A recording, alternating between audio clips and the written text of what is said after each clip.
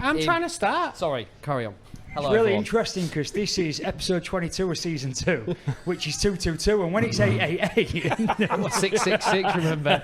Oh, 666, yeah. So this is take 2. Obviously, Susan's back and everything's gone to shit. So we had to do it twice. stop the swearing. No, early. it's F words that people apparently like now. If you read the comments, I'm going for but an F-bomb because it's part of my Yeah, vocab, so...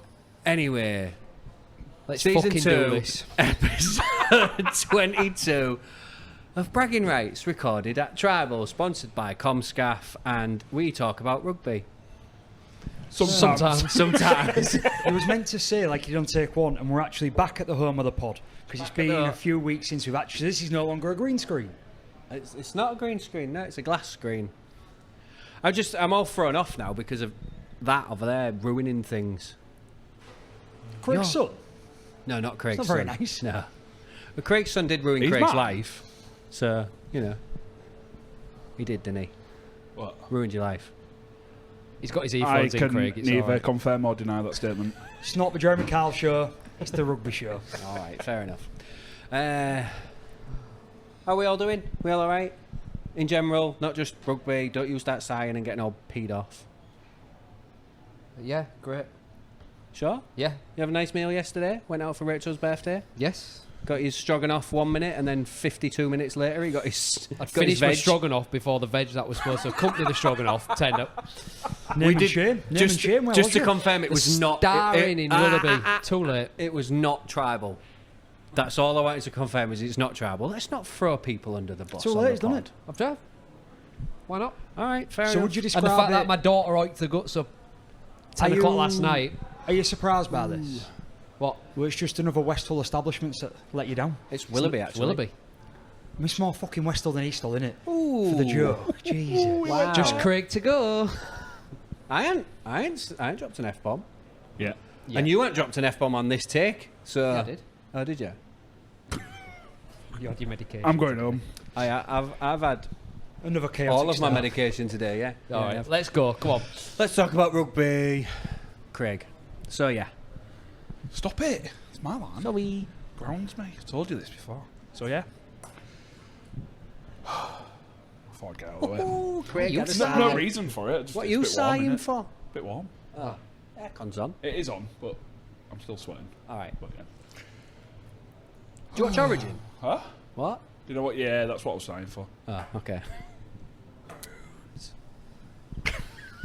Josh, Don't know Josh, what's you going want on. to Rovers first. For anyone you that go. watches this expecting serious stuff, we just apologise. Just switch Craig, off now, Craig, just just go home. I talk do about wonder Rovers. how many times we get unique new viewers, and after 2 minutes they go, "What the hell is this?" And then they just dunk out, and then there'll be a few that go, "Oh, maybe that banter will be funny in a few weeks," and then they watch 2 or 3 more and go, "No." They just don't know how to start professionally. They're just idiots. Look, We are. We got over 500 subscribers on YouTube We now. are professional. We are idiots. We're doing We something are right. idiots. We Profe- are professional are- idiots. Professional idiots. are. Yes. Go on, Right, Craig. we're going to talk about Rovers because Rovers won, and we're higher up in the league. Yes. Yes. Are we? We both. Always have been. Apart from round 1, wasn't it?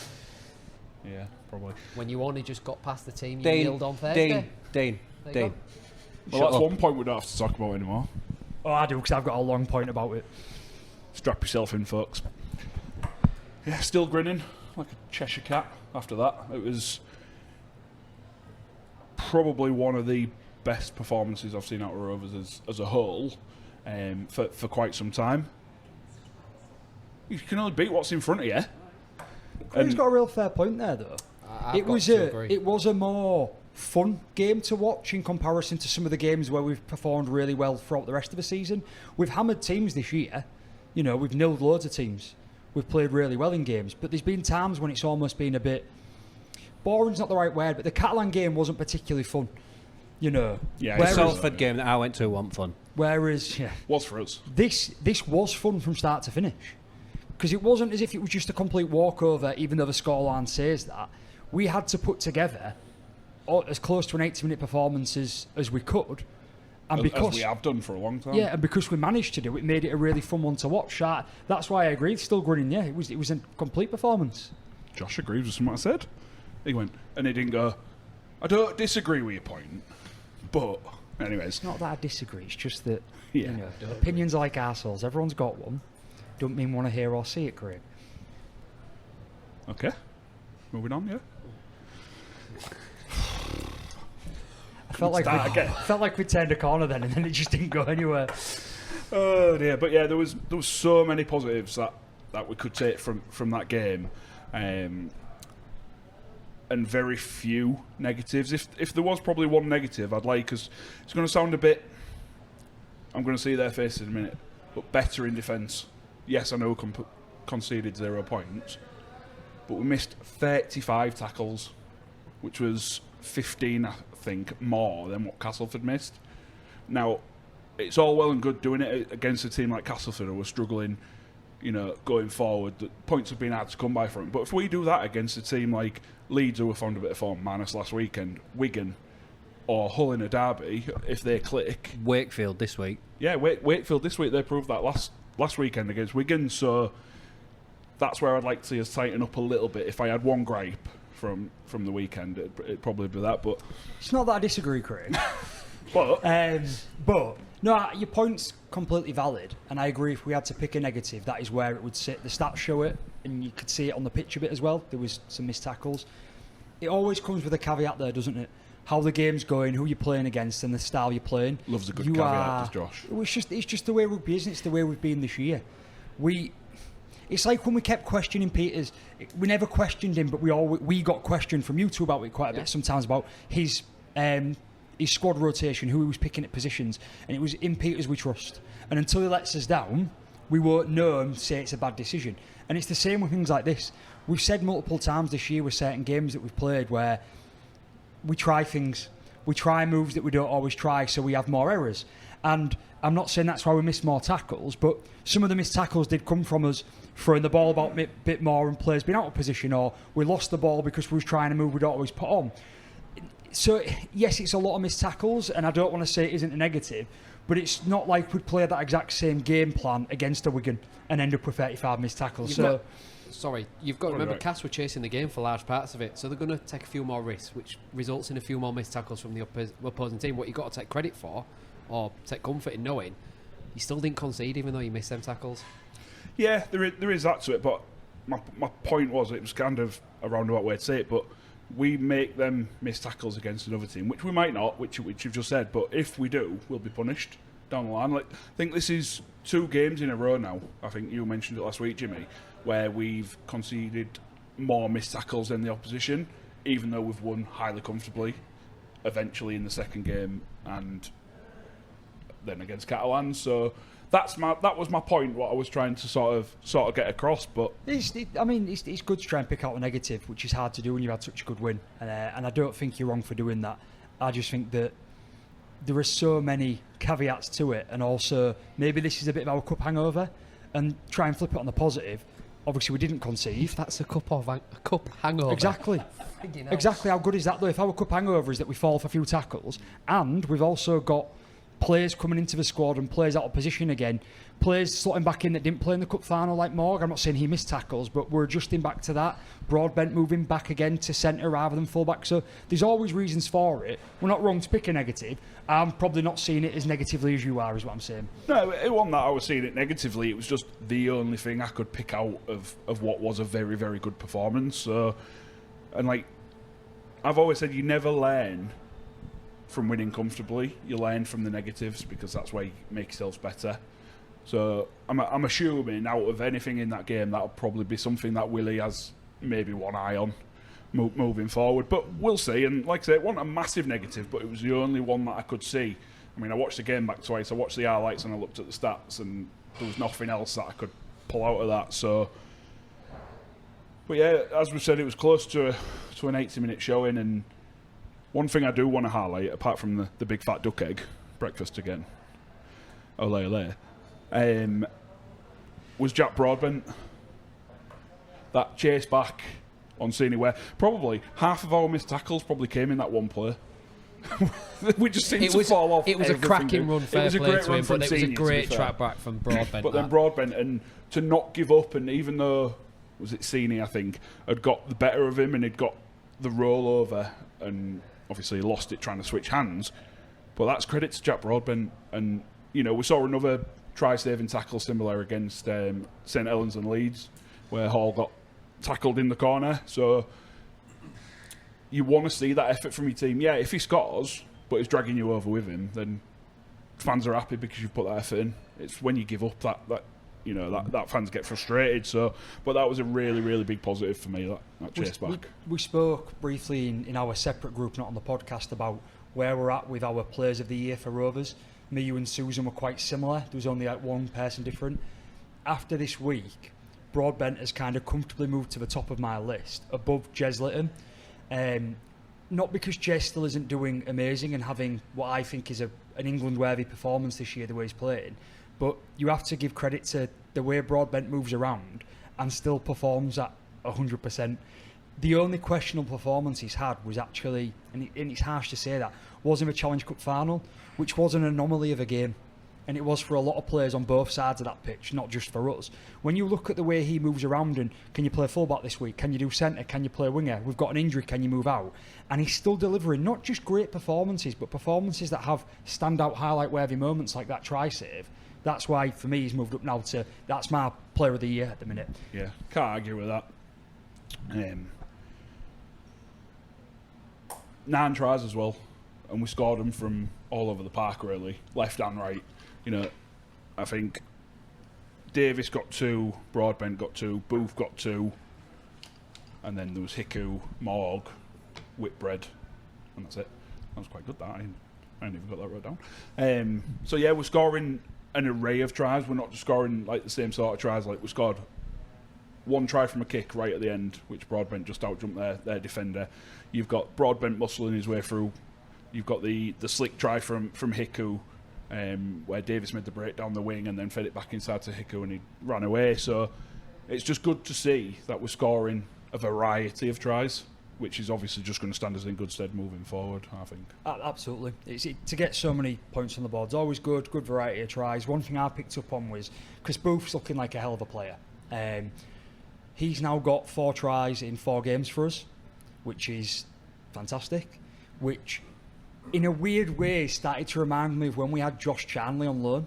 We had Josh Charnley for 4 games before he went off to go and win things and be a great player for Wigan. He was on loan for 4 games, he scored 5 tries.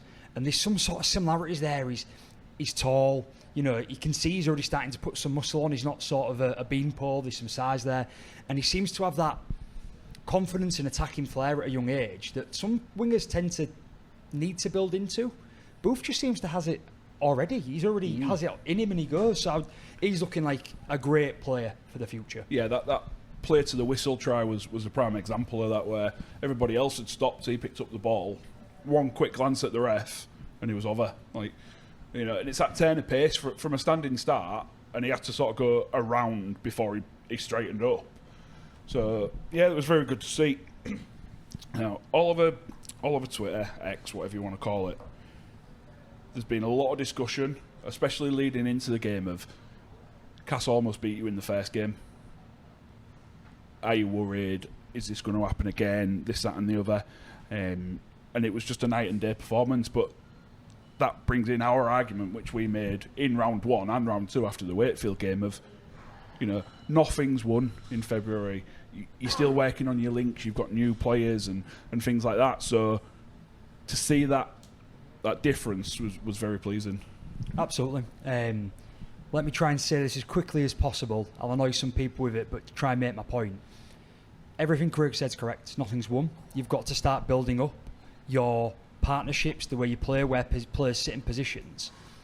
Wigan, every year for the past few years, come out strong, have a rubbish patch in the middle, they're going for it right now, and they build for the grand final. They build to the back end of the season. The start of the season, all the attention was, well, Rovers aren't what they was last year. All we've done is a Wigan. We started slow, we still managed to win games, and now we're hitting peak in the middle of the season. Now, is that going to come back to cost us because we're not doing a Wigan? We don't know, but the performance and the way the team's playing right now doesn't look like it's slowing down. So it doesn't look like we're going to drop off towards the end of the year. But all we're doing is what Wigan did last year and won a treble. So going back and in hindsight, we could go back to them opening games against Castleford and Wakefield. The Wakefield one not looking so bad now, considering how good they look and how well they're playing. But the Castleford one in particular, which at the time we explained was down to amazing game planning from Maguire and Delaney anyways, plus that being the first game out, that's what it is. We've gone from absolute strength to strength. We've managed to get, Boogeyman out the closet and win that trophy. And it's even kicked us on even more. So it's nice to nullify some of them comments online and say, well, actually, no, we've gone from a golden point winning the opening round against the same team, despite injuries that we've had as well, and players out of position, and a potential quote-unquote cup hangover, to now knock somebody off by 9 tries to 0. Easy for you to say. Yeah, exactly. And Peter's mentioned in his after-match performance, because it was not after-match performance, after-match interview, where the question, is this team going to slow down? Are we going to get fatigued? And his response was, I'm very big on momentum. Momentum's like his key thing that he thinks is the winning, or big part of the winning formula sort of thing. So, but even when we are rotating players, they don't look like they've been out the team. Like last weekend we rested Luckley. This weekend we brought him in. He didn't miss a step.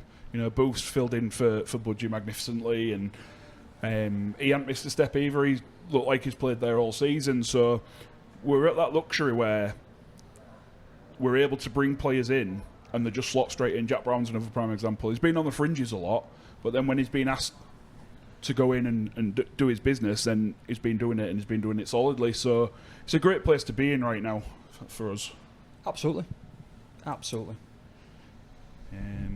Yeah, and it's going to sound a bit not tongue-in-cheek, but a bit sort of, because I'm firmly feet on the floor when it comes to Rovers. We know this, but it didn't feel like just another win. It felt like it was a statement, another statement after the Catalan statement. I got that feeling. I was expecting your cup hangover for Friday. I expected you to win, but I expected it to be a really tight, sluggy contest. I think that might be this week. I wouldn't say, I can't say pleasantly surprised, because I definitely wasn't pleasant, but I was surprised. Yeah. And I honestly thought that last week would be, you come back down to earth. It won. I think that'll be this week. I think it'll be a bit of a struggle this week. I'm in two minds about that. We'll discuss that in the predictions bit. I'll tell you for why there, but I'm with you. Feet firmly on the floor. It's hard to keep them there with a performance like that. I thought, looking at that game, you've got May, who seems to have not only picked up this year and played better than last year, but now with a new contract under his belt has been phenomenal the last 2 weeks. You've got Mikey, who's back to playing Man of Steel form again, and that's not just coming from me, that's pundits, that's new reports, he's up there, he's dominating games again. And then you've got across all backline players that don't seem to take a misstep even when they move positions, and then a pack of rotating forwards that can't seem to do no wrong. You've got Tanganoa, 18 carries, 195 metres, 3 tackle breaks, 1 assist. That are nuts for a guy that doesn't play 80 minutes. These aren't what we're putting against when we used to praise SASA for coming on and playing big minutes in the front row and doing 140 metres. It's a guy that doesn't play 60, 70 minutes. All right, it's a Paul Cassad, but that's why it's a statement. But my only final point on this about why it's hard to keep your feet on the floor as well. We know it's like up there with our best ever Super League start to the season, and we know it's close to our best ever start. I think if we win this Friday, it becomes our best ever start to a season in history ever, right? But in terms of the best ever Super League start to the season, and we exclude Bradford Bulls in 1997 from this, only because they won 15 straight games. They won that year, but there was no playoffs. So it's slightly different. They didn't have a playoff system at the end to then potentially losing, that sort of one-off game performance. But in comparison to that, there are 4 other teams that we're playing up against. Wigan in 1998 went on to be champions after winning 14 of the opening 15. Saints in 06 and in 19 went on to be champions after starting 14 out of 15 wins.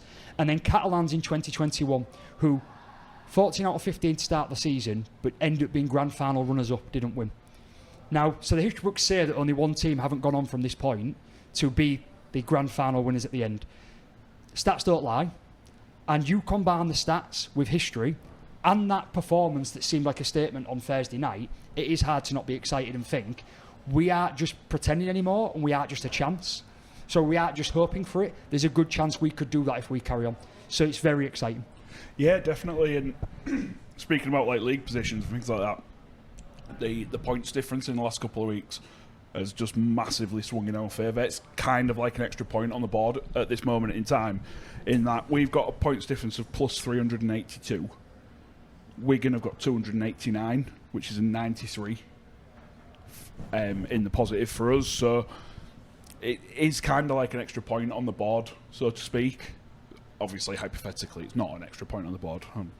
Before Jimmy jumps in, and I see it as I wasn't going to say anything. cushion. I do see that as It's a big like cushion. 5-point cushion. There is a lot of comments online that are calling it a 5-point cushion on Wigan at this moment in time. So it's not like this is something you're just saying now. Yeah, fair enough. It is quite a common thing in rugby league circles. I think usually when you start looking at maybe 80 points and above over the next person closest to you, you can start to comfortably say, well, that's not something achieved very often in a rugby league game.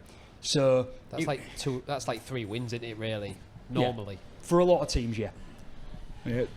Speaking of things like that, like anomalies and whatever, it's our 5th duck egg of the season. And that's the highest already, and we're just over halfway through the season. I think That's a Super League record. the previous highest was Wigan. What, most nil-ins? Yeah, in a season. It's yeah. a 38 games, isn't it? Yeah. Willie Peters' Yeah, bank that's a balance stat. has stuck a right hammer in on it. Is it him who pays for the I breakfast? think so, Is that yeah. what it is? I believe Yeah. so. And it goes to nibble as well, so it's not cheap. No, it's not. It's good. It is good. It's not cheap. Talking of zeros, Susan's been flashing around that there's 0 minutes left. Oh, no one cares. You don't, because you never look. I have been looking. If you watch it back, you'll see. But no, just one final quick point. It is a really quick point because me and Josh both had this, so I think it's quite Go on then. poignant to see it. The video referee. Oh, what a guy. There we go. What a guy. Oh, that'll do Yeah, it. he did what everyone in Super League's been asking for all season. Yeah, And I only exactly, watched yeah. the first half because I got bored of you scoring tries. And Love Island was on. 2 for 2-4. Yeah, yeah. We did both think though it was very Refreshing. Yeah.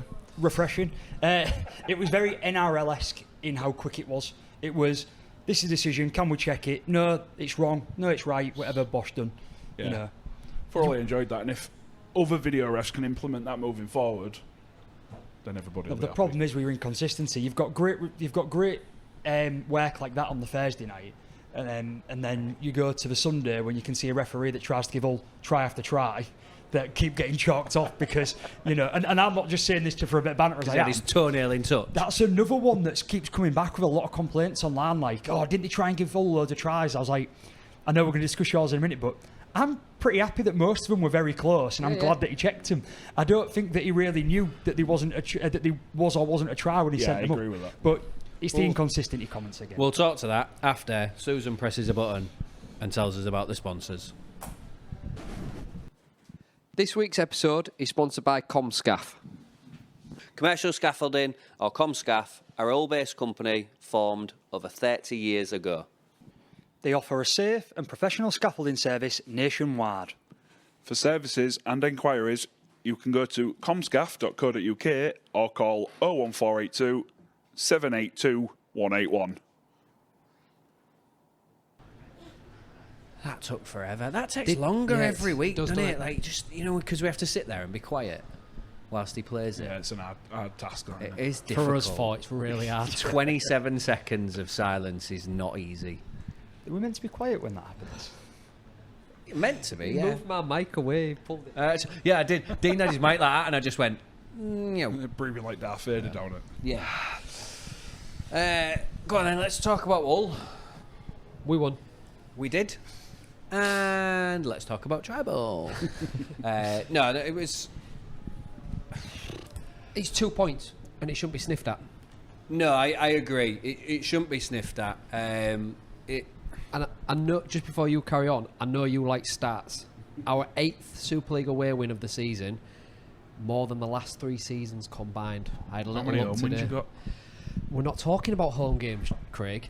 I only said Josh So then I because like it's... the way that we sat there real respectfully during their section, and he's already been a knobhead 20 seconds I into put my ours. microphone down, then Dean straight away said, Josh, stats, third time this year you've been a favourite.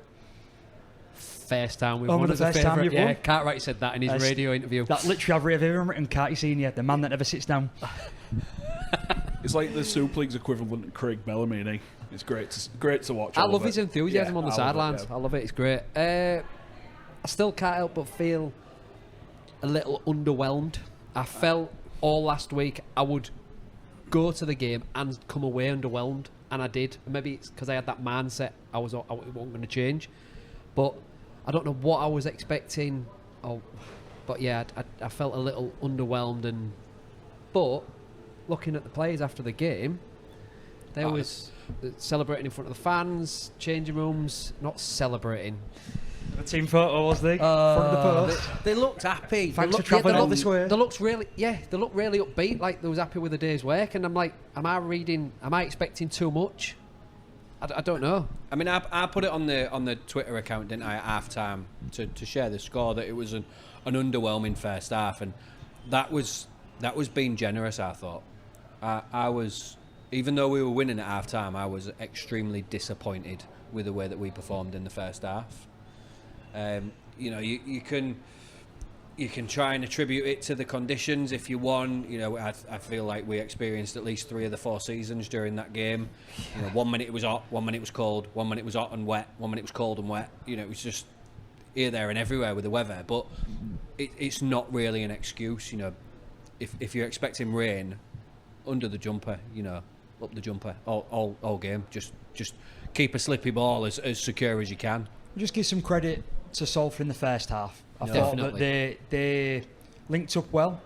I think that they was able to match you for patches of the first half. Their land speed was, which I think made you guys probably feel a bit underwhelmed. I don't think they matched you overall for more than maybe 15 minutes in total, but there was patches that they managed to stick in. You did things that made it come across like you wasn't interested. I think the last play before half time was one of them. You'd managed to get the ball back with like 15 seconds to play, and there was like we had to set the scrum, and there was no rush, and then you took a one-up run from Sam Essay, and it's like, no, that's a chance to get another try and what, 10-15 metres out. And it was real lacklustre. I could understand that if it was that margin of not victory, but we were winning by that margin, and we were playing against a Wigan or against you lot, and you're just trying to make sure that you don't cock it up and let the opposition get a full length try. I get it, but in that game against that team, I would have expected a bit more excitement to get set, get the ball out, put a set play on, and just try and score. That's all I was getting at, because I don't want to take away from your second half, because I think that was a more whelming performance than underwhelming. Yeah, it was better. Is that a thing? Is that word? Well, all right, here's things have definitely been said in the shed. He's into the dictionary again. Right. The term used to be whelmed. People used to say I am whelmed, right, in olden times, but then people started adding on to it and saying I was underwhelmed. So then whelmed fell out of use in the English vocabulary, right, and underwhelmed started being the term, but originally whelmed meant underwhelmed. This is the podcast that just Welcome keeps to on Words giving with Josh. it. Yeah. Let me finish. It's like countdown. Yeah. Finish my point on that. So I understand why you felt that way. I would have liked to have seen more from that team and more from the leaders of the team to say, come on, there's a chance here. You was starting to poke some gaps against them. They'd tired a bit and they'd made a few errors. That was a bit disappointing, which could make me feel underwhelmed in the first half. Somebody online wrote this. It was a Salford fan. And it was in the first half, and they wrote, if we opened a door for Hull FC, right, they would bang their head on the door jamb, fall over, scrape the knee, and cut their elbows going through, but they would eventually find their way through. And I read it about 4 times, and I thought, you're doing yourself a disservice, because there was only 18-6 down, was it, at half-time? 14-6. So it was really close, right? And also, I don't think they gave you that many opportunities, but it did sort of sum up a bit of what we was watching, like, come on, this is Salford. Pretty much every other team that have played them have started to blow them away quite quickly, and you haven't. So I've got a point on that. What was it, 38 in the end? Most teams, like Wigan scored 46 past them the other week. We was millimetres from scoring another 2 tries. I know we didn't, but them 2 tries go in favour here. You're looking at half a century, and all of a sudden the scoreline doesn't look as bad as what you think. And then, from my point of view as well, I was really disappointed we conceded, because I'd seen that it was the first time Salford had scored a first half try since March. Yeah, but they've still scored in 10 of the 15 games this season. So, and we only conceded 1 try again. So, am I looking too much into it? Should I just say we got 2 points? We're back on the winning circle. We're back in the winning circle. Move on to next week and wire another big away game. I think. I mean, you could say that. You could, just walk away from it and say, yeah, fine, we got 2 points, and that would be a really optimistic way of looking at it. But that's not the world we live in, is it? The thing for me is, I watched that, and now I'm thinking on to next week or this week, and thinking we're coming across a Warrington side, that have been struggling, and I cannot predict. And I know we're going to get onto predictions in a bit. I can't predict what we're going to do against that Warrington side, and I would like to think that the way that Warrington have been playing recently, that I could quite safely say, all by 6, all by 8, something like that. I can't. And a lot of that's down to, we mentioned it on the day, the way that our attacking flow has just dissolved completely with, I'll say it, same as last week, with the loss of Asiata. Mainly Asiata. You can throw Price in there as well, because he does add a lot of energy, but the loss of Asiata, you mentioned it on the way home from the game. We've spent all of pre-season building a new way of attacking to what we've had in the past, which is first receiver off the 13, tier 7, tier 6, tier fullback maybe after that. We've had no one come in and replace Asiata with that set of hands. We've had to learn a totally new structure of attack, and we're starting to see the fruition of that. Like, just before he got injured, we was looking really good in attack. Like, things were starting to link. We was scoring tries all over the park, and now we've lost Price as well. Price is included in that, and it's like, oh shit, what do we do now? I think that with Price, we saw Price do what Price is capable of doing against Catalan, and it hid the fact that we'd lost that main dimension of our attack in Asiata, because Price was just, if he saw a gap, he went through it against Catalan, didn't he?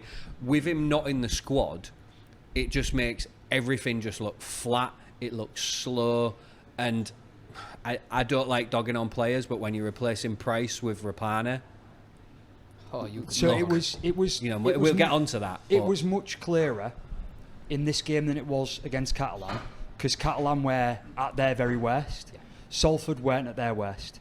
They aren't good. They was playing squad number 55 this weekend. So let's not take away from what you're playing against. But at the same time, it was a lot clearer in my opinion. And the term, I don't know if I'm going to steal your thunder on this. Did you see, what's the reporter called there? Dan Tomlinson, who was just Hull Mail. Did you see what term he used for you? Nope. Shout out to Barry. Clunky. He used the word clunky in his Daily Mail article, right? Stood with Dan's dad, weren't we, at the game on Sunday? Was he? Yeah. But the reason why it's so evident on that is what you've just said is correct. When Caesar was really your only attacking option going forward this week, because I think that Cust had more of a defensive game this week. He was very involved in the middle. He wasn't involved attacking wise, but he wasn't showing a lot of attacking flair. And then you've still, in my opinion, you're still getting bad service from Hooker. That's a different conversation. Yeah. But then when you haven't got Price, who was really good going forward, you haven't got Asiata, and Rapana, who he's done, lad, right? All of a sudden you're relying on one player, and that isn't Caesar's game. I'm not saying he can't put good passes in. I'm not saying he's kicking it amazing, but he isn't that fast going forward, attacking 6 or 7. It's a massive worry for me, and the worry was we was incredibly slow at playing the ball, I felt, on Sunday. The deliveries from Burrow weren't great, but then their line speed was ridiculously quick, and they're just shutting Caesar down, and then we've got nothing. And if Salford are causing us trouble like that, what are the rest of the Super League going to do? Their eyes are going to light up, like probably Cassie's did last week, like Warrington's will this week. They're going to see that as a chance this week to get back on the horse and get 2 points on the board. And I'm really worried about Saturday. So I'm very worried about Saturday, but we've mentioned him, so we may as well give it a 2 minutes before we get on to Zach. But Rapana, Josh has just said it. He's done, lad. And I know that's a joke off of what Brooksy said on X about Iku. I'm not going to stand here and defend that. I'm not going to stand here and deny that. So there was fans around. Sorry, go on. My feelings around Rapana and what he offers to that squad at the minute at fullback were kind of put into one play as the last play of the game, and that ridiculous, stupid attempt at a drop goal. And then he laughed about it. He stood there and laughed about the attempt. That sums up Rapana for me. It's, that play. There was fans around us on Sunday, and 2 quotes that was said: "Worst signing of the year, waste of a quarter spot." And that wasn't from us, that was from fans around us on Sunday. And so Robinson's dad? You can't throw him under the bus like that. No, it wasn't his dad. But do you know why it feels worse, in my opinion, for your team? And I know I've called him out a few times. Yeah, but I have so as well this season. But I'm happy to take up my chin because I've done it. And a couple of times he's done a few things in a few games where he's looked like his old self. It's because of where you've pushed your team to be that was unexpected this year. Because you are challenging that bottom of the 6. You're not performing like a Salford or a Huddersfield throughout the entire year. He wouldn't feel out of place in a Huddersfield this year, where you would be, well, they've signed someone a bit past it, but he's putting an effort in, and we know we're going to get beat by 40 points, but at least he's trying and he's coaching young lads. You've actually come and had some good results and managed to, I still think, an inconsistent season. I'm going to keep saying this until I don't think it's true. But he hasn't really once ever done anything to go, he's here for the right reasons. But I think he's for a jolly. He looks like, don't get me wrong, he's a bundle of energy. He runs around, he puts everything in. But he does look like he's here for a jolly. He's not, yeah, it's... And maybe that's harsh, we'd say, because Cartwright must see something in him. Just touching on what Josh said then, I think it's clear to see that some of the signings that we've made this season are fitting for where we kind of expected to be in the league. We expected to be sort of 8th, 9th, and you can see that some of the players that we've got in our squad, I'm not going to name names, I don't think Rapana's one of them. Do you want me to? No, I genuinely don't think Rapana's one of the names that we signed thinking would be in that position. I genuinely think we expected more from him. But there's players in that squad that would fit well in an Huddersfield or a Salford or a team, you know, that sort of bottom end of the league. We've now got to check the way that we're looking at signing players going forward, because we have improved more rapidly than we expected, and it's going to be the case that we will have to offload players before the end of their contracts, I think. The best person I saw him compared to over the weekend, and in my opinion I agree with this, is Tom Burgess at Huddersfield. I think that's unfair on Tom Burgess. Because he's shown up, he doesn't appear to be in fighting weight, doesn't appear to be taking his strength and conditioning seriously. However, he's becoming a bit of a talisman, and the players around him like him, but the team's performing quite poorly through, all right, their own fault, but no fault of their own with injuries and things that have gone on. And yet, sometimes when you watch him, he makes lazy mistakes, and he sort of gets a pass because you think, well, you know, he's getting on a bit and he's come back and it's fine. But you wasn't expecting that from Rapana, because you didn't expect him to come and make those mistakes or come for a free pass. And I think you're right to be disappointed with him. I'm massively disappointed. Maybe I expected too much at the start of the season from him, but... So you've used a word then which segues on to the next person to talk about, talisman, Zach. Zach Hardacre has come to Hull and genuinely proved everyone wrong. He is our signing of the season on the field this year. Probably off the field as well. The way that you can see that he's built relationships with, especially the younger group of players. You know, you could point out Lytton as an individual, but just the younger group of players, and the way that it appears that they respect him as a leader. And I think he's had a massive impact on the way that we are on and off the field this season. He's been outstanding. I can't remember a bad game. Even Cass last week, the best of a bad bunch, I said, was Zach. He was really good last week, really good this week. I can't remember him having a bad game this season, and he's doing everything. All the doubters have questioned him, like yourself, but he's doing everything right, and that's all we can ask of him. He was your best player on the field this weekend. Yep. Deserving of his 3 Men of Steel points. Deserving of man of the match that he didn't get. No. Right? He got it from the club at least. Yeah. Right? What he was doing and what he did in your game against Salford, because I agree with you, it's a hard game for you to get your emotions in check about. Should I be really pleased? Should I be worried? And so on. I get that. But he was performing like a professional, right? We've never doubted his ability on the pitch. We've doubted his ability to continue to perform over a full season and not misbehave off the pitch. So let's be clear about that. That's always my doubt. But on the field, showing a level of professionalism that's really great to see. And what he was doing when, quite frankly, especially in the first half, which was lacklustre for you, where the young kids might go, they do buy off that feelings. They do get that emotion. We go, a bit of a tough game today. And then they don't perform very well. And then if your stars don't turn up, like last week where, Caesar had a really poor game, but Zach continued to work hard. Yeah. So that's why I think you could be right in saying he's definitely our player of the year if he continues like this for the full year, because he's actually driving even in the tough games, which you don't want to be tough games against Castleford and Salford. I get that, but it is good to see. And you've got all to remember, whilst playing second row. Feels like he's found his position for you. He does. I still would like to see him back at centre, because if you're going to pick one thing out of it, he doesn't really make the meters that you'd want out of your second row. But he's physically not the size of a second row, so you've got to expect that. He plays a different game in that position. I would like to see him back at centre, but you can't take that away from him. He's doing everything he can with the weight that he's got, the body that he's got, the strength that he's got, and performing brilliant in a position that he's really just not familiar with. So completely agree. So before we move on to a subject that I know Josh wants to chirp in on, another one. Yeah, great to see Jack Charles back in the first team squad. Very injury ravaged season so far for him, so it's great to see him back in. Lewis Martin, 18 games, 19 tries now for the club this season. Great effort from the young lad. The Shorrocks on Aidan Caesar challenge that has landed Shorrocks with a ban because he gained some points which take him over the threshold. Is that right?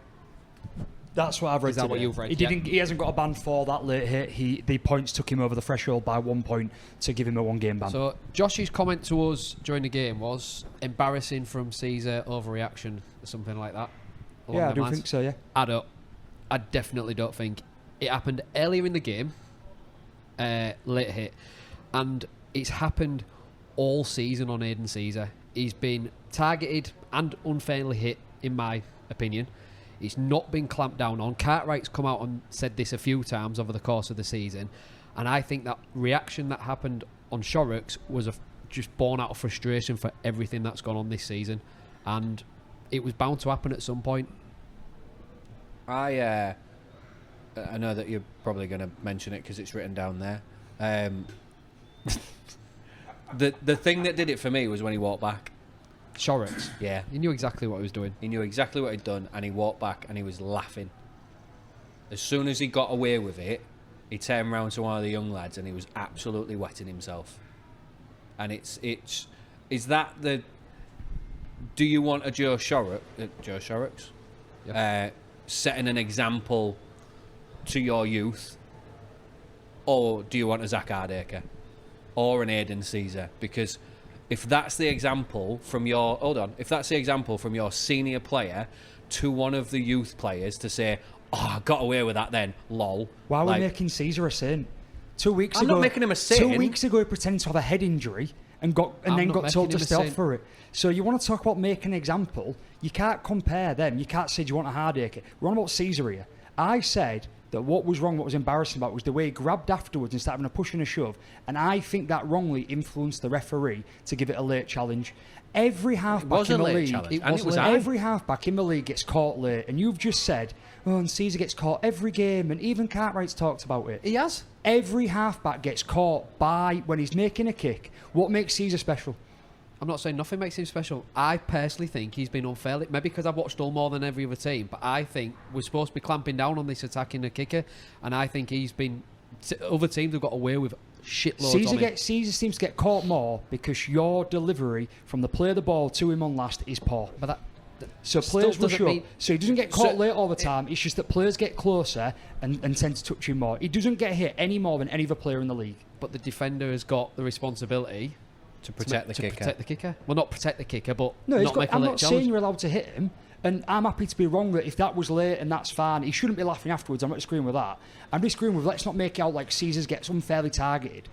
Every player that does it gets caught, and not everyone gets caught and given penalty points or gets given a penalty against them. It happens in every game. The problem is it shows an inconsistency again. That could happen to Season next week, and that'll be a yellow card. Mikey gets caught all the time. Yeah, and sometimes it'll be yellow, and sometimes it won't. The rest of the league will laugh at him the problem. because we're playing well and we don't like him. I don't laugh at it. I don't want someone getting caught. I don't want to kick it. The rest of the league. The comments about Mikey Lewis nowadays are the worst comments going, right? Because we're a team doing well. That's all it is. It's why people go on about this. They might some of the point. It's the reason why people go on about Mikey being a whiner, right? But you don't get all the comments about how much Caesar or Price in your team whine all the time to the referee because you're not up there winning things. Every team's got a whiner. Every team has one. What I'm saying is, in my opinion, on that with the Caesar thing, if it's late, it's late. If it's penalised, it should be penalised. I don't like from Caesar afterwards, the way afterwards he's grabbing him and going on acting. You're playing Salford, for God's sake. I don't think he was grabbing on him acting. In my opinion, he got it high. I said it straight away, said that's a card, and I stand by it. I don't think got hit high. Wiped out. It wasn't legal. Late's the argument. I don't think got hit high. It wasn't legal. Just before we finish then, because Susan's losing her shit. Congratulations to Josh Edwards and Tristan Norfolk, who have been included in the England Wheelchairs National Performance Squad from Hull FC. That's a great achievement. Hull FC's women's team went down 20 points to 14 at Salford. That was played before our game on one of the pitches outside the ground. They were trailing 16-0 at half time, but fought back. Unfortunately, it wasn't quite enough. Under the underpass bridge in the Trafford Centre. Not quite. So I want to finish on one thing, and it was... Oh, he's real proud of himself. I shit myself. My first Hull FC listener interaction at a game. Just come out the gents at half time. We can't confirm this was the gents, by the way. I didn't think... Well, I thought I'd come out the wrong one after what this woman said. We cannot confirm nor deny. Made a beeline for me, this woman. Don't happen very often, that either. Which one of you has been in the women's toilets? That's what she said to me. I was like, what? I was like, I have not. She went, oh, put the bragging rights sticker in the women's toilets. I was like, I can categorically say it wasn't me. Might have been my daughter, because my daughter was with us. Or it might have been my wife last year. So... This woman, she said her and her husband, who's a red and white, they listen to the pod, so shout out to you. Sorry I didn't get your name, but you shit me up.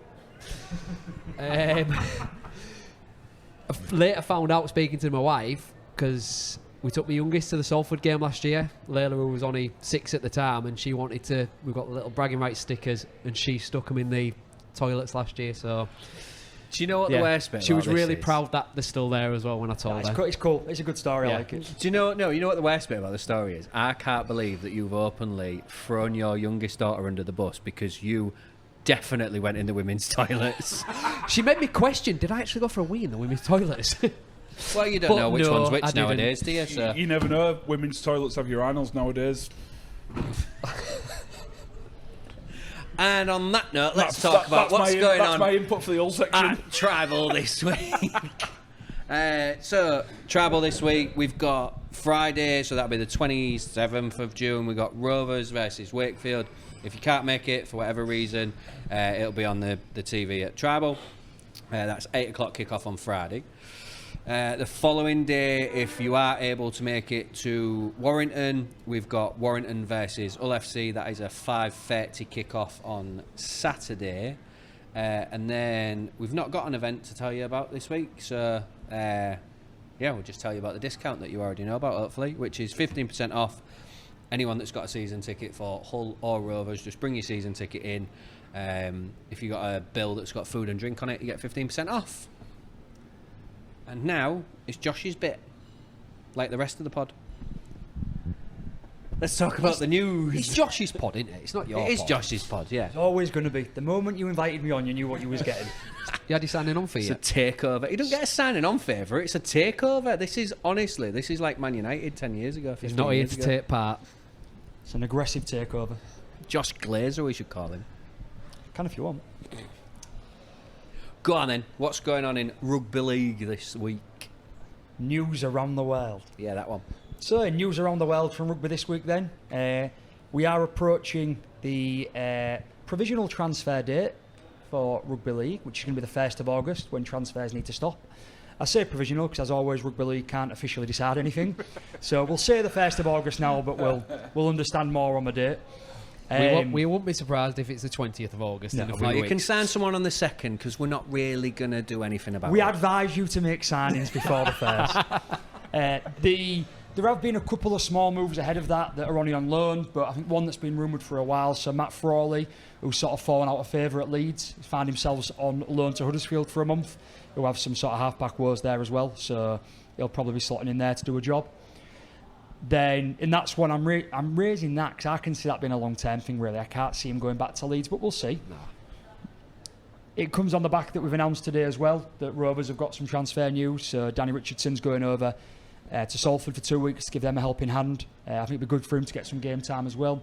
And it's just some of these moves you start to see at the start of the year that as we do get closer to a deadline day, not as big as football I know, but we do have one, and you will probably see some more changes before we put the cut line in. It might stop Richardson arguing with clouds. What? Have you not seen it on X? No. Richardson put a photo on of the sky and some cryptic post and... Do you reckon he doesn't Shouting like being at at clouds. Rovers because he never gets a game?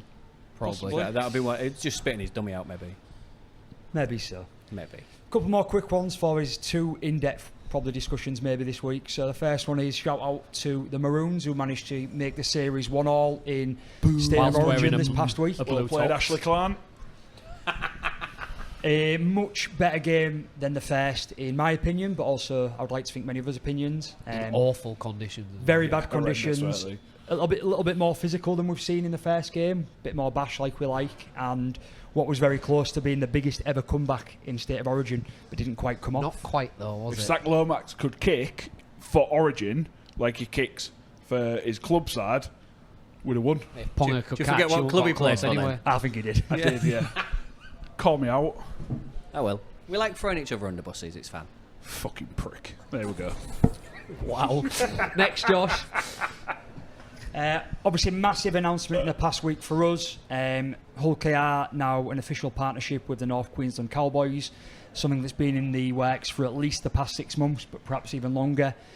There are still a lot of details to come out with this one for us to understand the ins and outs, but initial outlook looks really good. There's going to be joint meetings every month. There's going to be shared learnings from all members of staff, not just from coaching, but backroom staff as well, and also strength and conditioning. Also the exec levels and up to the board level, discussing how they run the club, how they make money, how they spend money. And there are also already proposals for how coaches and trainers and people of that ilk get to go across and spend time with the other clubs. So we might lose people for a couple of months, but gain people back from the other side of the world. And eventually this should help us working across not a joint academy, but sending academy players each way. You can see young Aussie players that aren't quite ready to break into an RL, maybe getting academy time and then potentially Super League time with us. We might get to send some potential stars of the future over there to grow and get experience in also. Not really any negatives that anyone can find out of this right now. It seems to be the start of a new trend. There are rumours flying around that Castleford have got one to announce with Manly as well coming through. So it won't be the end. West. Yeah, it makes sense That'd for have Cass made to more do sense, West, wouldn't wouldn't it? We would. Whereas we actually have a lot of history with North Queensland. Yeah. And it does make sense through there. We've got a lot of ex-players, people like Hiku have come through. Hiku, Lynette, Coot. Justin Morgan to name coaching three, over Justin there. Morgan, There's yeah. a lot of connections. So we'll see how that goes, but it's a good sign and it's good for the future of the sport, really. We'll see where we go. Did you see the tweet that Rovers put out, or the X that Rovers put out? Is it called an X or is it still called a tweet? I think it's a post now, isn't it? Is it? But basically they put out North Queensland Rovers handshake. They'll be sat next to us in Vegas. And then like loads of comments underneath. No, they're not. St Georgia. St Georgia. Because it's us, St George and North Queensland are the third of the three. But they're not next to us. So people are going, no, they're not. No, they're not. I just found that a little bit. Just tickled me a little bit. People online just love to bite, don't they? Last 2 points on news this week. So the first one, should be aware, following on from last week's discussion on Benjamin Garcia getting sent off in the Rovers game for Catalan. We all discussed that we expected at least a minimum of a 6-game ban. That is the standard. And he actually came back and got a 4-game ban. Justice. Yeah. What's happening out the back of this is the reason it's become a 4-game ban is Garcia had to go and plead his case to the tribunal. He went in and they've come out and said there was mitigating circumstances that allowed them to lower the ban to 4 games, which coincidentally means he returns when we play Catalan in Catalan in a few weeks' time. However, what we don't know specifically is what the mitigating circumstances are. We can only presume. They did come out and say, or it was said that it was retaliation. It was something along the lines of the rules in place don't factor in the fact that the sport itself is what's the word? It's like you get encouraged to do it. You can be sort of egged on by the opposition player. Yeah, I can't remember the exact wording, but it's basically like so he's allowed to wind me up to the point where I'm really angry, but then if I retaliate, the rules don't account for that. The mitigating circumstances, he was influenced into the poor decision making or something like that. Yeah, like a child would be. My point being is, what a farce. It was a load of rubbish what they said. We wasn't in there, we don't know. It's fine, that's what's happened. What's coming out the back of this, which is causing a much bigger stink and showing once again inconsistency in our sport, is the fact that not that long ago, ex-Hull FC, Challenge Cup winner, Jamie Shaw, now plays for Goal, he got a 6-game ban, and I believe it was 36 points on his tally. And this was following the fact that he was throwing punches in a game about a month ago, and there was mitigating circumstances in that. Jamie Shaw's nose was broken in the challenge before he threw punches and in the melee that followed. And not only did he have a clean record before this, and I'm not saying Garcia didn't, but he did as a mitigating circumstance, not only was his nose broken in the incident beforehand, which caused the issue, but also a 6-game ban for fighting in the Championship and the Championship 1 actually means it's a much bigger percentage ban in that league. A 6-game ban ends up being 30% of the season miss for Jamie Shaw for Goal, compared to what I think worked out if you got 6 games in the Super League as 18 or 20%. That is nearly a third of the season that Shaw's missing. And you're telling me Garcia's getting mitigating circumstances because there was a push and a shove with his teammate, because he wasn't directly involved.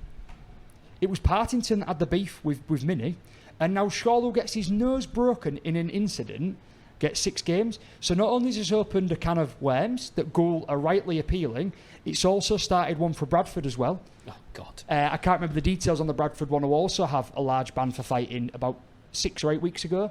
They're also appealing under the similar proviso that this isn't right.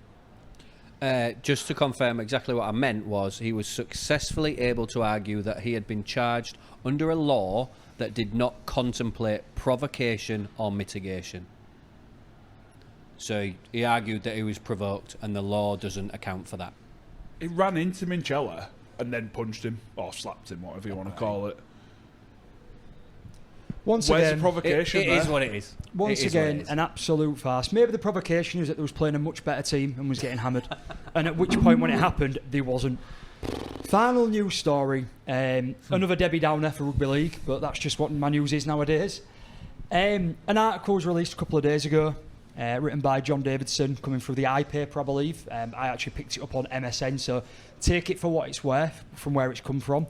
But it is a real article, despite it not being one of the big 5 publishing journalist papers or whatever you'd like to say. But the title of this article is Rugby League Descends into Farce. Now, the entire point of this article is proving that we are going through what they're calling, and in the article again this says this, Groundhog Day, and not the Bill Murray film. What we're talking about right here is that Nigel Wood is going to be staying on as the executive director, the senior executive director of the Rugby Football League. This is despite the fact that the sport at Hull, many of the sport's supporters, insisted, and people in powerful positions insisted only recently this was an interim position to get us through a difficult period, and that he would depart in July after delivering a review of the sport and leaving some guidelines to move forward, and he'd walk away. He came back in March, quite controversially anyways.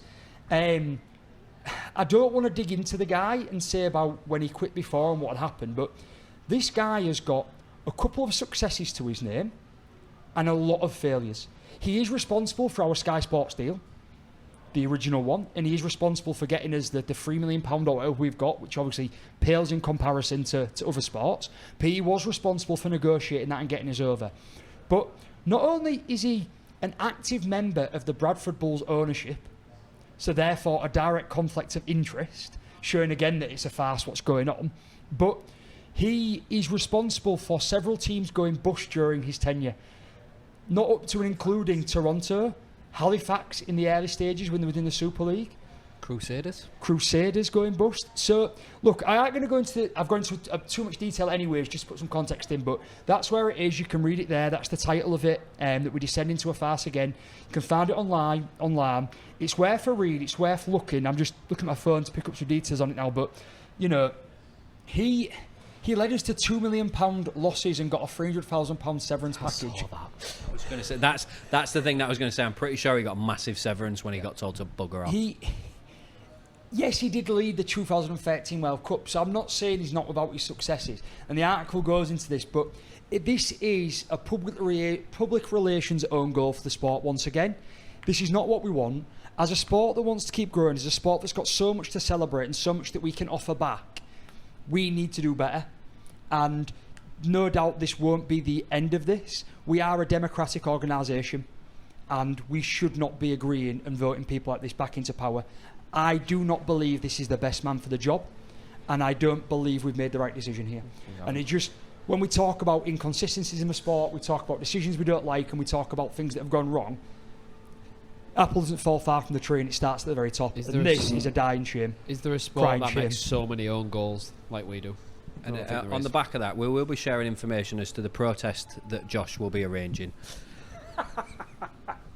When I do get kicked off the pod for talking too much and overtaking the other sections, the next thing I will be doing is leading protest against the things I feel really passionate about.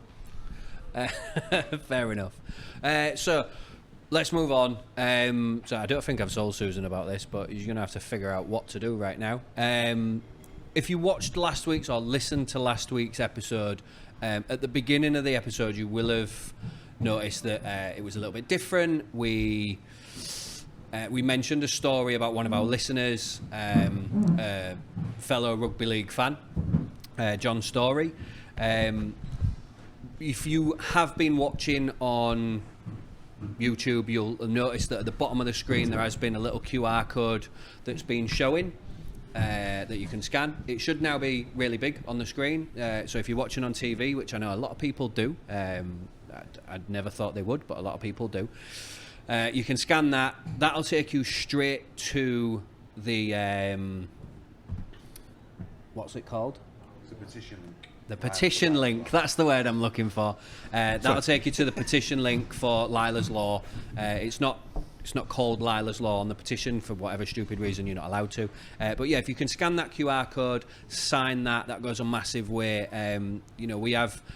In the past, as a sport, we've always got behind our own, so it would be really great if you could get behind that. So just scan that code, sign that, get an email through, click the link in the email, and that'll go a long, long way. So if we put the camera back on, you'll notice we've had a change in lineup, and Mr. John Story himself is on screen. We've brought him here, and what we want to do, the reason we got you on, is not because you're an Hull FC fan and you can add weight to our side. It's because a lot of people, two of our presenters already, but a lot of people that watch and listen, they're parents as well. Yeah. And what you're trying to do with this petition is help other people to not have to, unfortunately, go through what yourself and Emma have gone through, and not just yourself and Emma, but the rest of your Jack family as well, yeah. And Jack, yeah. So, tell us a little bit about Lyla's Law and what you're trying to get put in place. Okay, so Lyla's Law, basically, obviously we're not going to go into the in and outs of how Lyla passed. We know she died of undiagnosed type 1 diabetes. Think about Lyla's Law, it's about educating people about the 4 T's, which is tiredness, thirst, thinning, and all sorts of other things going on. it's about educating how a parent should see the signs of the 4Ts. It's about making sure that when they've seen the signs and they go and see their GP, that they make sure that they're putting these forward and ensuring that they're planting a seed in a doctor's head to say, my daughter is wetting themselves a lot more, or my son's wetting themselves a lot more, you know, they're drinking a lot more, they've lost weight, and they're constantly tired. I think my son or my daughter might have type 1 diabetes, and that plants a seed in the head of a doctor, which could potentially create a test that can save that child's life before the point of going into diabetic ketoacidosis. It's also very important as well to ensure that not just awareness in the medical profession as well, but just getting it around, getting it into, because you get all these things about meningitis and strep and sepsis, and dare I say it, I might be quoting a little bit here, but I had a conversation today with Breakthrough T1D, and I said, it's all right talking about the 4Ts, but it tends to be a very tribal community that understands about the 4Ts. It's not really out there in the general public. Okay, so sorry, I think I cut you off then. I was trying to get you to put your mic to your mouth. Oh, sorry, mate. Yeah, so what we got planned then? So you've got, not we, obviously you. You've got a day planned in August. Yeah. To help raise awareness. Do you want to tell us a little bit about that? It is a family fun day. Basically, it's at the Spotted Dog in Hull on the 10th of August from 12 p.m. till finish. There's going to be tombolas, there's going to be raffles, there's going to be an auction. I'll say a little bit about the auction. There's a few things like an England Lionesses shirt that's been signed by the players. There's some special guests appearing. I am not at liberty to divulge who they are right now, but spoiler alert, it's us four. yeah, it's you lads as well, of course. But I mean, ultimately, just get down there in Lila's memory to honour her and raise awareness of type 1 diabetes. That's all we ask. Yeah.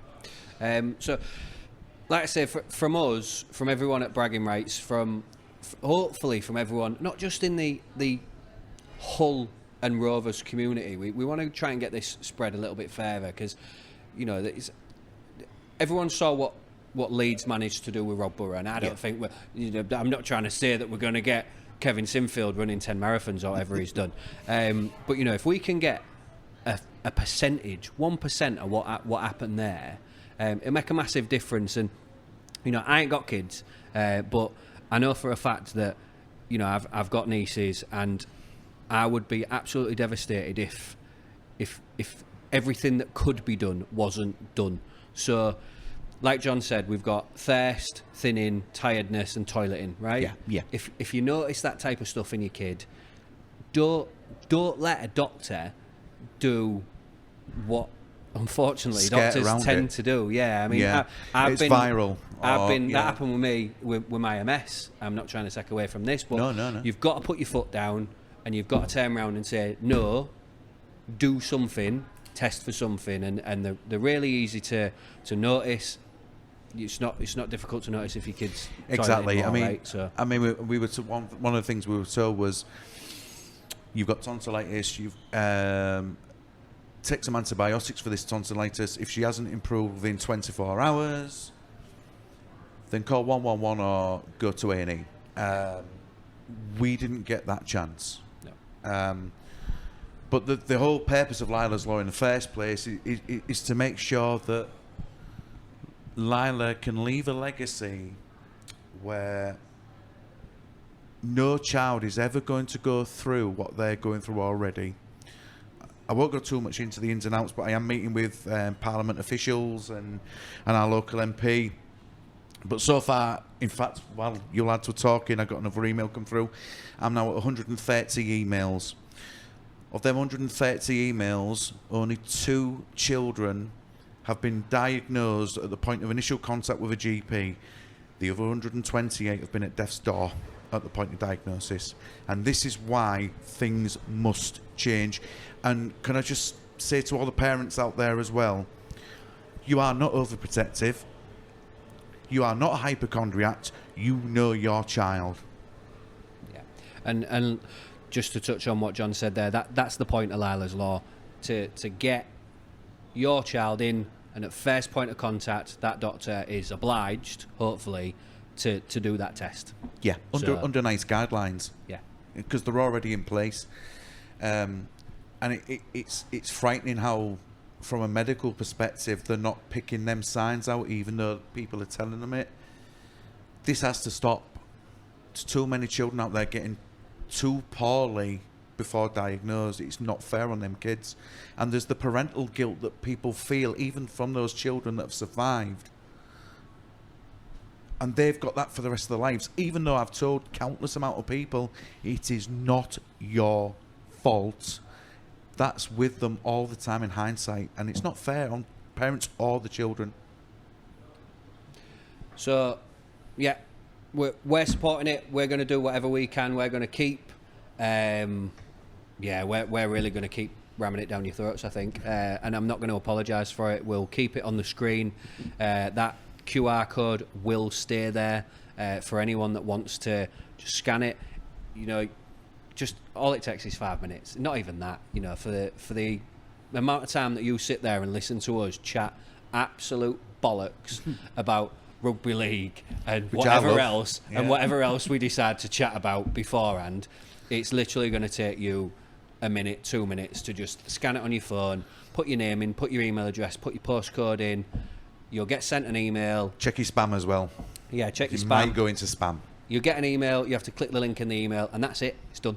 So if you could do that for us, if you could do it for John, do it for Lyla, and do it for your kids if you've got them as well. And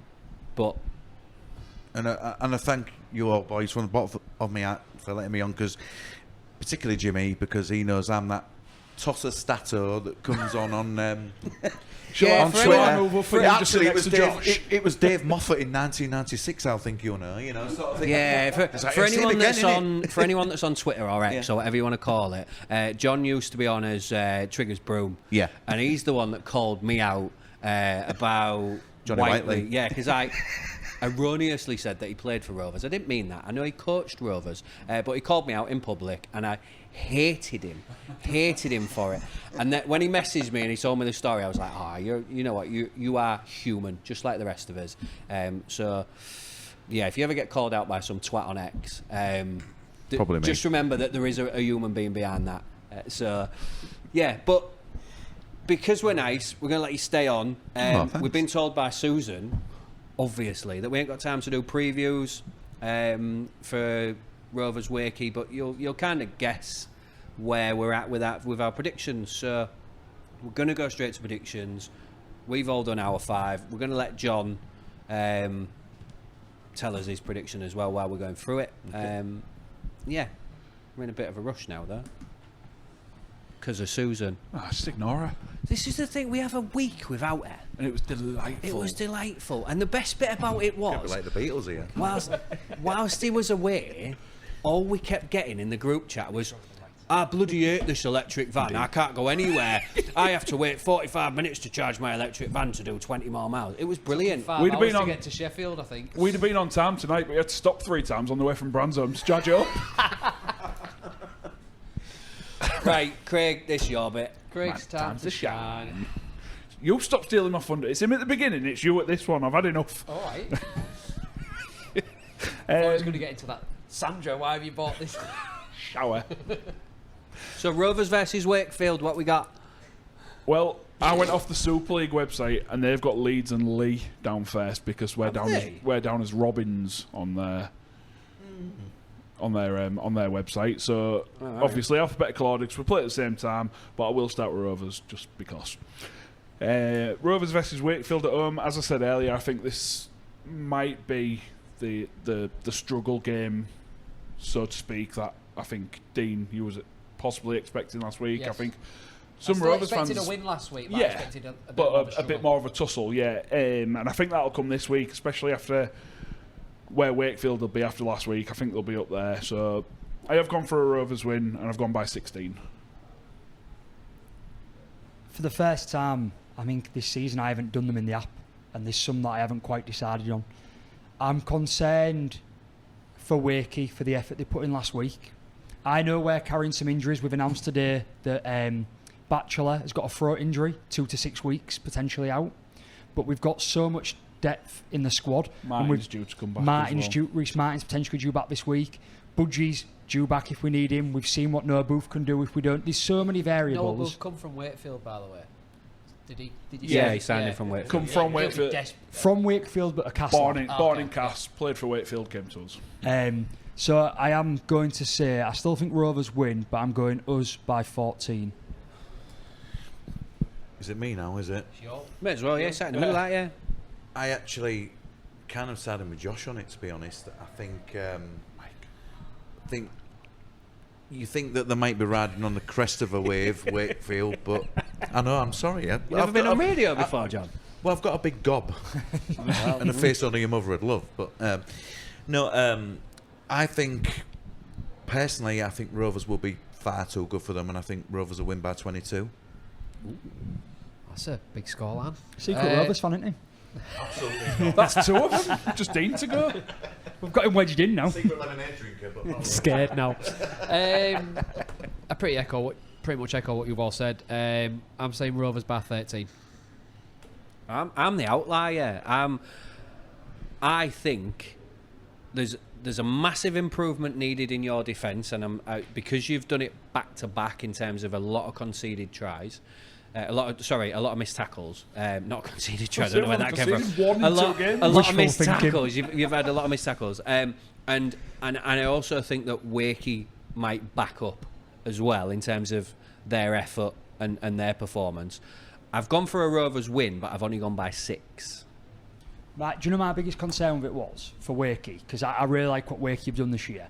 They won that game against Wigan with 8 first teamers out, and the majority of them are their forwards, and they've managed to do it for one game and rise against Wigan. But Mike McMeekin, if you want a talisman player, he is the number 1 talisman player in the league this year. Well, we mentioned him, didn't we, in the team the season so far? He has led that team, and they still haven't got him back, and that's what worries me for them. Obviously, I want us to win, and I'd like Wakey to come and be really competitive. I'm concerned that they have to come to Craven Park. I think it'd be close for the first 65, 70 minutes, and I think you might get a try, like a drop goal or something like that, just to finish them off in the end. Right, to round that fixture off, Susan's gone for Rovers by 18. So relatively close. I think 12 points separating all 6 of us. No, well, 5 of us, and then John just blew us all out of the water. So over to West Yorkshire then. Leeds against Lee. A very poor showing by Leeds last week, by all accounts. I didn't watch it because I was watching the Wigan game in the hope that Wakefield would pull off a victory, which they did. Lee were underwhelming in victory, I thought, in Catalan. I managed to watch most of that one. So I think Leeds will bounce back, and I've gone for Leeds by 14.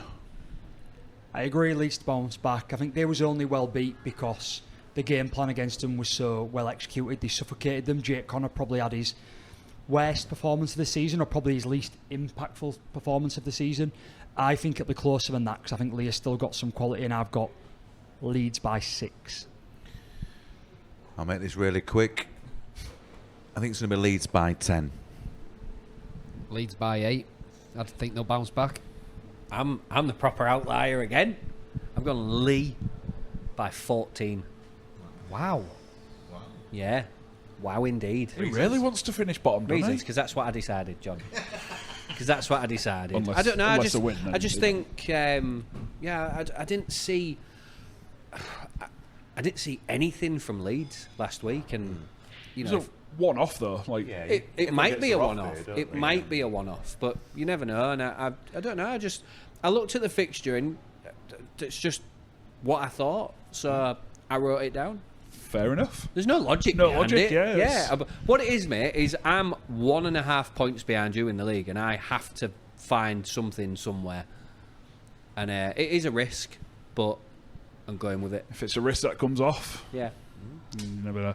Still a Susan- long way to go. Yeah, definitely. Like I said, we're only just halfway past the season, aren't we? So, Susan has leads by 6. Speaking of, really quickly, you might be able to answer me, Josh. Does this league on Super Brew include the playoffs? Do we have to find that out and answer next week? Get back to you. Okay. Can't remember what he did last year. Okie dokie. Over to Scousland. Ooh. Warrington versus Hull. Cheshire, yeah. Scousland. Not quite. I'm not posh. It's not Hollyoaks. Woolly backs. Woolly backs. That's just a women. I think I've alienated a few Warrington fans there if any of them actually listen. But yeah, you know, I think Hull win. I think Warrington are struggling massively at the minute. They're in a dark place, shall we say. Hull coming off what, let's be honest, you didn't probably get out of second gear in that game. You probably still got a lot of energy to give, whereas Warrington were chasing the game a lot. So for me, I've gone for Hull by 8. This is the one that I don't have written down. If you was at home, I'd definitely go against you. Since 2024. I haven't won a home game since 2024. No, all banter aside, I genuinely found this really hard because I think Wire are in a dark place, I agree. And I still believe, broken record, you're an inconsistent team this year, and I don't know what's going to turn up next week. I don't know what Wire are going to turn up with. So what you gone with? Yeah. We bang on that he has to pick at Oh, times. no. Take a punt. Do you want to wait? Wire by 4. Okay. Right, so this is, I agree, it's such a tricky game. It's strange about Warrington this season because they're even with the injuries they've got the nucleus of a really good squad there that should be competing around the 6. And I feel this is the thing about Hull as well, is at the moment with us missing Asiata and dare I say Price as well, I think we got away with it against Salford. I think we need a new way to play while they're out. If we find that new way, I think Hull should win by 8, and I'm going to stand by that because Warrington are so hit and miss at the moment. So Hull by 8. Can I just say before you do your prediction, I loved because you were so articulate in that, and you know you're talking about the nucleus of the squad, and I could see the panic in Jimmy's face of not only you're doing better than we are pronouncing on the podcast, but if you do overtake one of us, it won't be us because you're an Hull fan, so we're saying bye to one of them too. And I'm on my third pint as well. I pulled a face, one, because I'm thinking Susan's going to kick off with the amount of time he's taking to get these words out. And secondly, nucleus. What a word. I think we need to start using that more. Every pod needs a Schofield. Yeah. I'm going to start. Not Philip though. I was hoping you was going to say not Gary. But it's my turn now. I'll butcher this like John didn't. Just give us a number. Yeah, go on. A number and a team. Wire by 8. That's efficiency, that is, John. I hope I am wrong. Yeah, we all do. But on this side. Oh God, because I don't want to go. Margot. I was going to say something else, but I don't really care what you do at the minute, apart from your predictions. Like in terms of all, like I know that sounds like, but at the moment where the two sides are, you're not a worry to us at the moment. Oh, until the grand final, though, mate. Why are you putting your Wigan shirt back on? Nah. You know it's going to happen. I got all by 2. Oh, I feel like the nucleus of our squad is too clunky. You've been speaking with Dan a lot lately, haven't you? Yeah. God. Anyway, Little Miss Heart Attack over there has got Warrington by 4. Over to the south of France. We have not paused, by the way. I have. My internal battery's just gone. Do not adjust your screens. It's another one, isn't it? It's another one. Yeah. Oh, it's one of the hardest weeks this week I think we've had. Huddersfield by 16. Catalan by 8. Huddersfield by 7. Huddersfield by 6. Huddersfield by 10. You got Catalan? Aye. Oh. And Susan's got Huddersfield by 6. Few discrepancies this week. Shows how tough of a Josh week is it brave is. there because Catalans are absolutely atrocious right now. Quite brave last week when I backed Wakey and no one else did against Wigan. Yeah, fair true. play. True. And I backed Huddersfield. Fortune favours the bold. That's why I backed Lee. I got you to thank for that, by the way. You rushed me into picking Huddersfield last week. You was like, I ain't got time for this. I'm playing golf in 20 minutes. I was like, oh, Huddersfield by 1. Nobody got time for that. You just told me to hurry up because you don't feel very well. Go on then, let's go. Back to West Yorkshire again. Castleford versus Wigan. I know Wigan have been poor, but Cass are even worse. And I do think you'll see some form of a response, minus Bevan French, who was apparently injured for roughly 6 weeks. So I've seen whether that changes or not. I don't know. But Wigan by 20.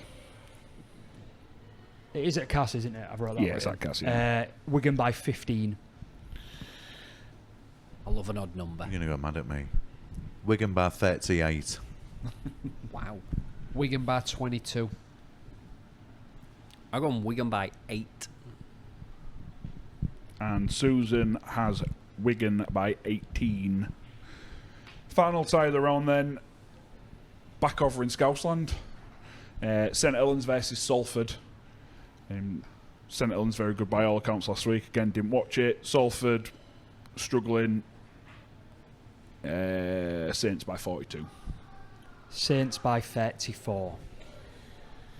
Because of certain injuries in key positions to Saints, I'm only going Saints by 28. Only. Saints by 40. I think it'd be a very whelming victory for Saints by 30 points. And finally, Susan has St Helens by 40. And that sums up the chaos for the week. Does it? I'm so glad. I think. I've never been glad to end an episode, but this has been manic. Oh It dear. all went wrong when we had to restart. That threw us all off. But that was a manic start. What we actually, the false start, wasn't it? Yeah, you missed a good start as well because we ain't got the first take because Susan cocked it up. And I had to play bouncer as well. Did. Oh yeah, you had to stop people coming upstairs, didn't you? Yeah. Anyway, on that note, yeah, thanks again to Tribal for letting us DOS in their upstairs and for Comscaf for sponsoring the podcast. And for John for coming on, sharing your story, sharing some tips. Don't forget to scan that QR code and we'll be You can back even next do it while you're listening. And look at the YouTube video too. Listen. Yeah, we and will. fill in. We'll pin a YouTube video in the description that John made for you to watch, so you better understanding of what went down, if that's the right way of putting it. But yeah. Anyway, from me, see you bye. See you, bye. See you, bye. See you, bye. See you, bye.